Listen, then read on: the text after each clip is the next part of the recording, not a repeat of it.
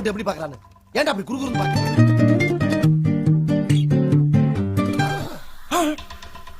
ஆஹா அவனா நீ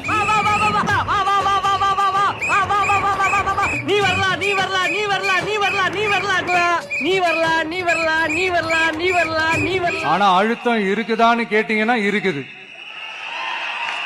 அது நான் இல்லைன்னு சொல்ல வரல, நமக்கு இல்ல மக்களுக்கு. மாப்பிள இங்க பாரு, நான் ஓபனா பேச விரும்பல, சுத்தி வளைச்சு பேசுறேன்.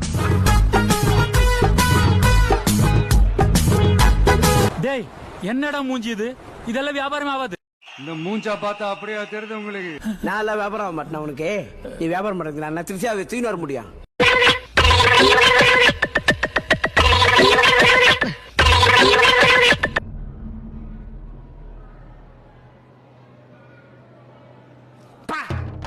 யார் அந்த பொண்ணு? பேய் மாதிரி இருக்கு.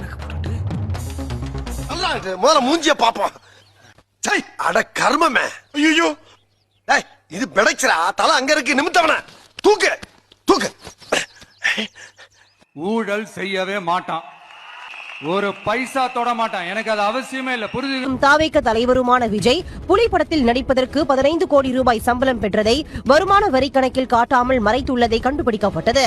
இதையடுத்து அவருக்கு 1.5 கோடி ரூபாய் அபராதம் விதித்து இது என்ன பிரமாதம்? இதை விட தாவேகா பொதுக்கூட்டம் மாநாடு வெளிநாட்டு நிதி அம்பலம். வெளிநாடுகளில் இருந்து பல கோடி ரூபாய் நிதி, அந்த நிதி பெரும்பாலும் கிறிஸ்துவ மிஷனரி வலையமைப்புகள் வழியாக இந்தியாவுக்கு அனுப்பப்பட்டுள்ளது.